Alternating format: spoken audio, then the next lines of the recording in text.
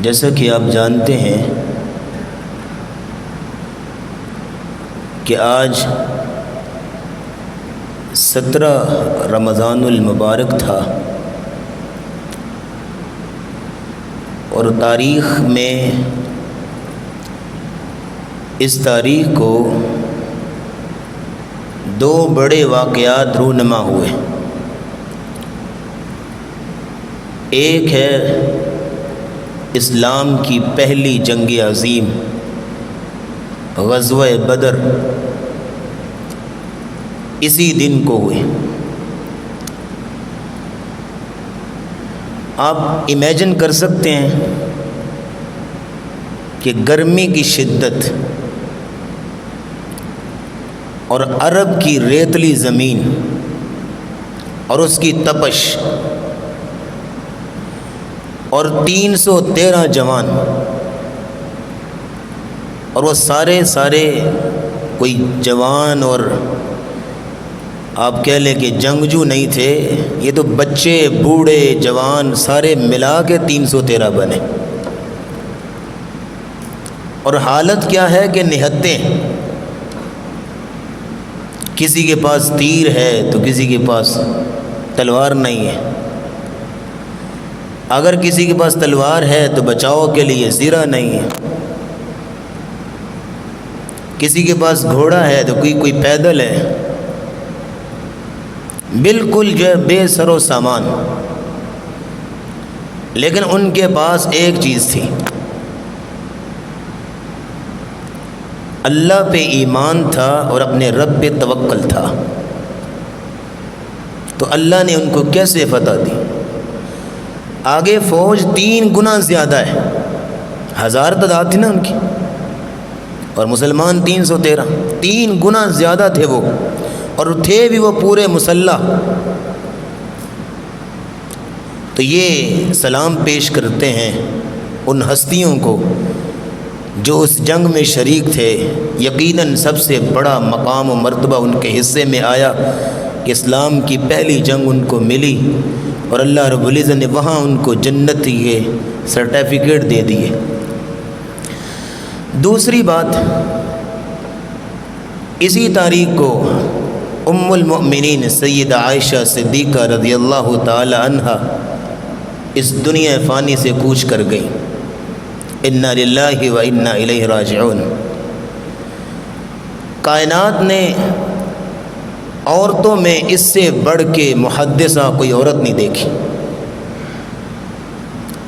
حدیث میں اور حدیث کی فقاہت میں اس سے بڑھ کے کوئی عورت نہیں تھی۔ یاد رکھیں کہ نبی علیہ الصلوۃ والسلام کی زندگی کے کئی پہلو ہیں، ایک آپ کا بیرونی پہلو ہے اور ایک آپ کا اندرونی پہلو ہے۔ اب جو معاملات نبی علیہ السلام کے باہر ہوتے ہیں، آپ سفروں میں جاتے ہیں، وہ آپ کی بیویاں بیان نہیں کر سکتی، اور جو آپ گھر کی 4 دیواری میں ہوتے ہیں وہ صحابہ بیان نہیں کر سکتے۔ آپ کی گھر کے معاملات، آپ کی گھر کی تربیت، آپ کی گھر کی پریکٹس آپ کی بیوی روایت کرے گی۔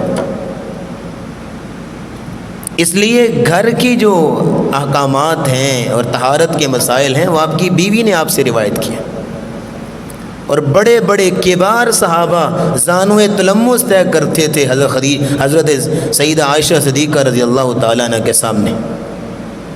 آپ سے بڑھ کے عورتوں میں سے کوئی فقیہ اور کوئی عالم نہیں تھا۔ اور یہاں میں بات کرتا چلوں گا، جب بات آئی ہے امی عائشہ صدیقہ کی تو ایک شخص کو نہیں بھولا جا سکتا۔ ہماری جماعت کے نایاب خطیب تھے، خطیب ایشیا، وکیل صحابہ، قاری عبدالحفیظ فیصل آبادی۔ میں سمجھتا ہوں کہ جتنی امی عائشہ کی شان اس بندے نے بیان کی ہے، کسی خطیب نے آج تک بیان کی نہیں ہے۔ وہ بندہ مشہور ہی ہوا تھا تو حضرت عائشہ صدیقہ رضی اللہ تعالیٰ عنہ کی سیرت کی بیان کرنے کی وجہ سے۔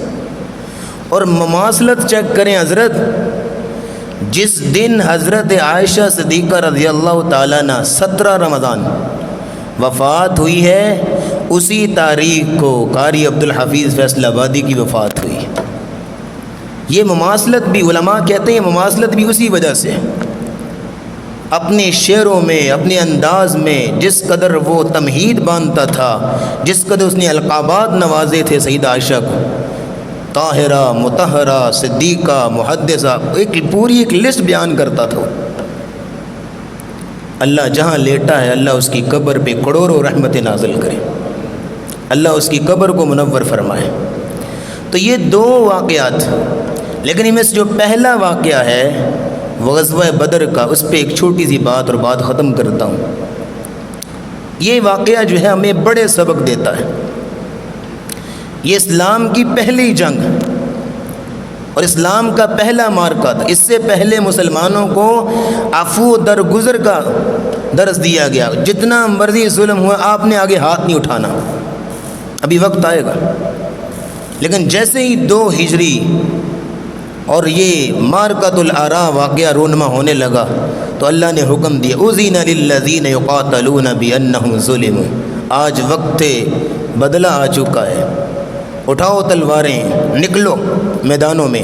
اور یاد رکھیے مزے کی بات، صحابہ گھر سے لڑنے کے لیے نکلے تھے؟ کیوں جی؟ نہیں نا، وہ تو قافلہ لوٹنے کے لیے گئے تھے جو کہ ابو سفیان کا قافلہ تھا، اس میں مسلمان نہیں ہوئے تھے ابو سفیان رضی اللہ تعالیٰ عنہ۔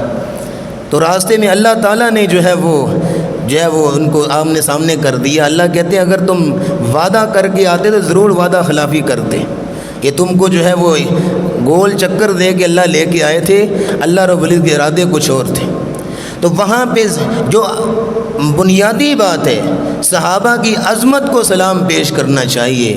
یاد رکھیں یار، آپ باہر آپ ظہر کی نماز پڑھ کے پیدل گھر جائیں نا تو آپ کو پتہ چل جائے کتنی شدید گرمی ہوتی ہے، کتنی اور وہ بھی عرب کی گرمی، عرب کی ریتلی زمین، اور صحابہ نہتے، ہمارے تو کپڑے بھی باریک ہوتے ہیں، جو ہوا ہوتی ہے، ان کی تو کپڑے بھی موٹے ہوتے تھے۔ یہ ساری چیزیں دیکھ کے یقین مانے ہمارا ایمان تازہ ہوتا ہے۔ کیا ایمان تھا ان ہستیوں کا، کیسے انہوں نے اپنا تن من دھن قربان کر دیا۔ کیا ان کی خواہشیں نہیں تھیں؟ کیا ان کے جذبات نہیں تھے؟ کیا ان کو درد نہیں ہوتا تھا؟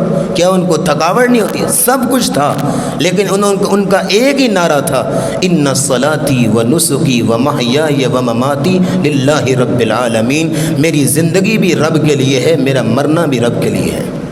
یہ ان کا مشن تھا۔ تو مسلمانوں، ہمیں ان ہستیوں سے یہ جو اسباب ملتے ہیں ان کو اپنی جھولی میں رکھیے، اور یاد رکھیے اگر صحابہ کو زندگی سے، تاریخ سے، اسلام سے نکال دو نعوذ باللہ، تو پھر سمجھو یہ قرآن تم تک پہنچانے والا کون ہے، نبی کی حدیث تم تک پہنچانے والا کون ہے؟ یہ وہ صحابہ کی ہستیاں تھیں جنہوں نے ہمیں قرآن سکھایا، جنہوں نے ہمیں یہ ساری جو ہے وہ تعلیمات نبویہ ہم تک پہنچائیں۔ ہم دعا گو ہیں کہ غزوہ بدر کے شہید اور دیگر صحابہ اکرام جہاں لیٹے ہیں اللہ ان کی قبروں پہ کروڑوں رحمت نازل فرمائے۔ وآخر دعوانا الحمدللہ رب العالمین۔